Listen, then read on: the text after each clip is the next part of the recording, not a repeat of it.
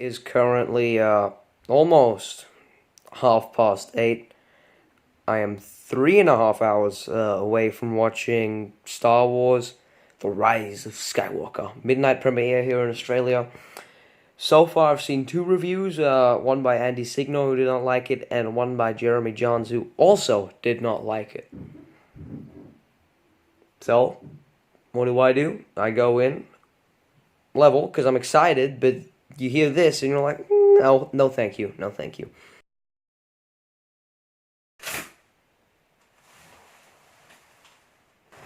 Alright, it's 3 a.m. in the morning. It's 3 a.m. in the morning. And I just got out of the midnight premiere of Star Wars Episode 9, The Rise of Skywalker. Okay, before we get started, this is a spoiler-free review, so you can all continue to watch this. I'm glad I live in Australia, where this movie comes out a day earlier, and I'm also glad I was able to watch it at midnight. Look, I just wanted to say before we start, I did want this movie to be good. I did know that not everyone will like it, no matter what they do, but I hoped that I would like it and that I would be in the majority. But now we've seen basically every kind of divisive in a Star Wars film, and this one will be, was it bad or was it meh? I was on the fence, but it's safe to say I didn't really enjoy this movie that much.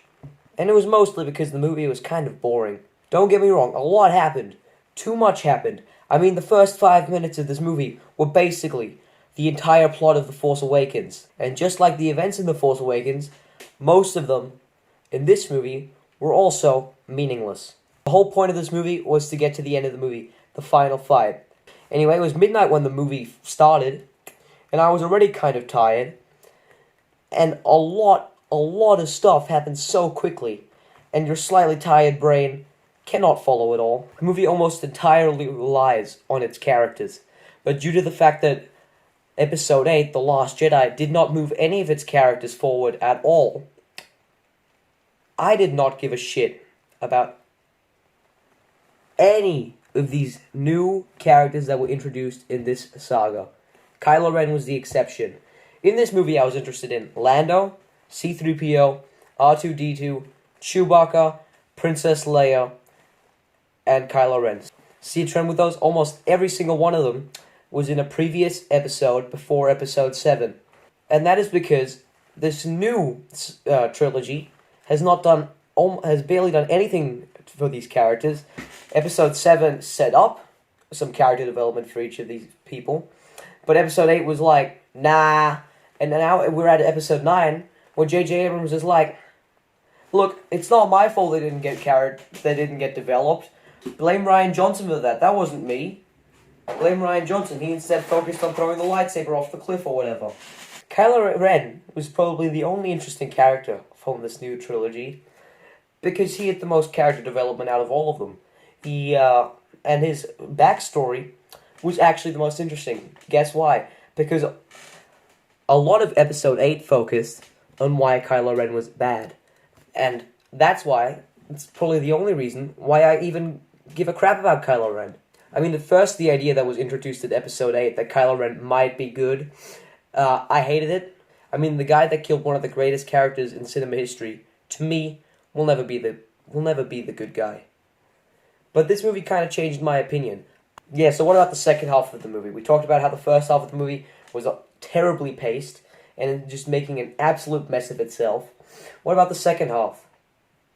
Okay, first off, Emperor Palpatine, for the most part, was rubbish. I like some of the stuff they did with the Emperor, but how he was involved with the final fight was cool at the start, and then by the end just became too much. And that's how one can really sum up the third act of this film. It was cool at first, and then just immediately afterwards it became overwhelming. I mean, you know how in all these types of movies, during the final fight, there's a moment where the good guys almost lose, and then some miracle occurs, and then they're back on track again. Well, this movie had like 3 of those moments.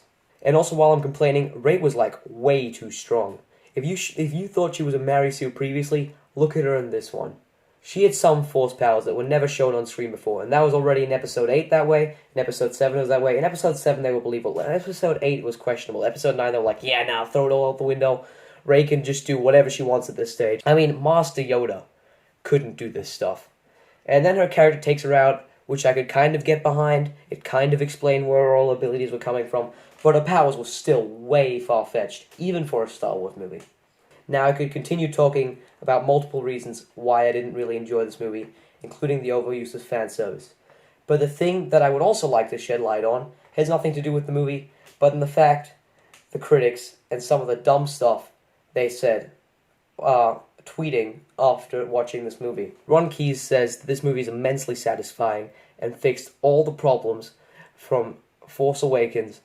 Sure, it fixed the fact that Snoke was dead by replacing him with Emperor Palpatine, but they brought back an already dead character to do so. Not so satisfying to me. Eric Davis says this movie was a terrific final to the saga, to which I say the best final to any of these was 36 years ago when Return of the Jedi was released.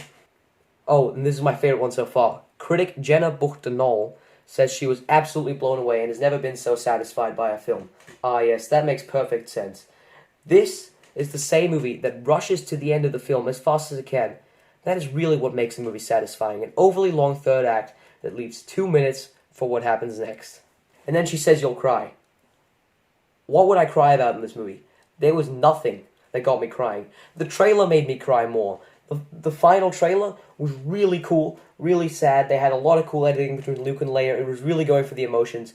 This movie, there was not a single emotional scene for me. Mainly because I didn't give a shit about any of the characters.